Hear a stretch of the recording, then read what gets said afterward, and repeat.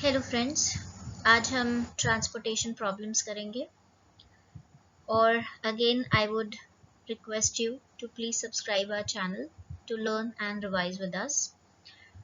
So let us start. This is a problem.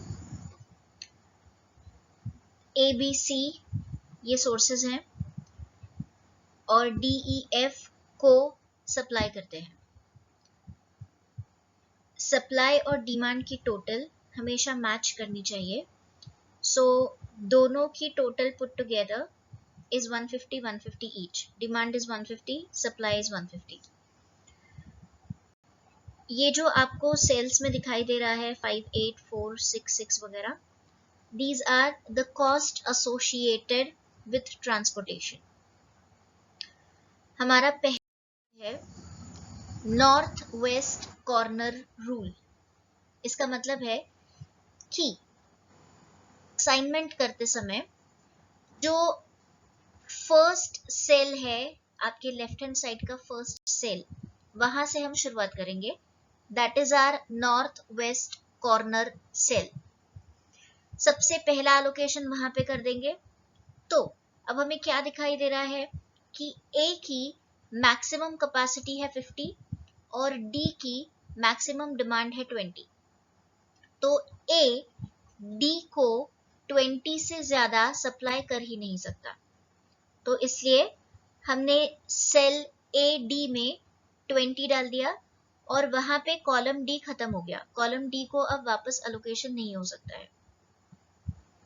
उसके बाद हम नेक्स्ट सेल की तरफ बढ़े. ए डी के बाद हमारा नेक्स्ट सेल है ए ई. हमने वहां पे मैक्सिमम पॉसिबल एलोकेशन कर दिए. ए का मैक्सिमम कैपेसिटी था 50, उसमें से 20 ऑलरेडी असाइन हो चुका था, बैलेंस बचा 30.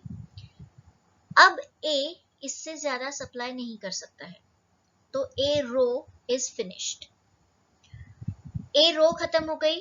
अब हम बी रो की तरफ बढ़ेंगे. वहां पे बी में का पहला कॉलम खत्म हो चुका है, column D. So we will move ahead, will go to column E. Maximum possible supply वहां पर हो सकता है 40 यूनिट्स का. ई की मैक्सिमम कैपेसिटी है 95 यूनिट्स, पर बी का मैक्सिमम कैपेसिटी है 40 यूनिट्स. सो 40 से ज्यादा सप्लाई नहीं हो सकता है. इस तरह से बी रो भी खत्म हो गया. हम और आगे बढ़ेंगे तो हम सी रो में जाएंगे. वही सेल्स बाकी है, जो बैलेंस बाकी है वो हमने वहां पे असाइन कर दिया. जैसे कि कॉलम ई की मैक्सिमम पॉसिबिलिटी थी 95 यूनिट्स, उसमें के 70 यूनिट्स असाइन हो चुके थे, बैलेंस बचा था 25 यूनिट्स का. सिमिलरली कॉलम एफ के केस में 35 यूनिट्स का बैलेंस बाकी था, वो हमने डाल दिया. कॉस्ट कैसे कैलकुलेट करेंगे? तो total cost is 20 multiplied bye 5. अब अगर आप देखेंगे तो 20 is units and 5 is the cost. तो 20 multiplied by 5, 30 multiplied by 8, 60 multiplied by 4, 25 multiplied by 9, 35 multiplied by 6. Total 1015. अगर हम north west corner rule follow करते हैं तो हमारी टोटल कॉस्ट निकलती है 1015. हमारा नेक्स्ट मेथड है लीस्ट कॉस्ट मेथड. प्रॉब्लम हमारे स्क्रीन के राइट हैंड साइड पे दिख ही रहा है. इस केस में हम लीस्ट कॉस्ट को सबसे पहला असाइनमेंट करेंगे. तो हमारी लीस्ट कॉस्ट है सेल नंबर बी एफ और डी सी में 3 रुपए की कॉस्ट है. सबसे पहला एलोकेशन हमने वहां पर कर दिया.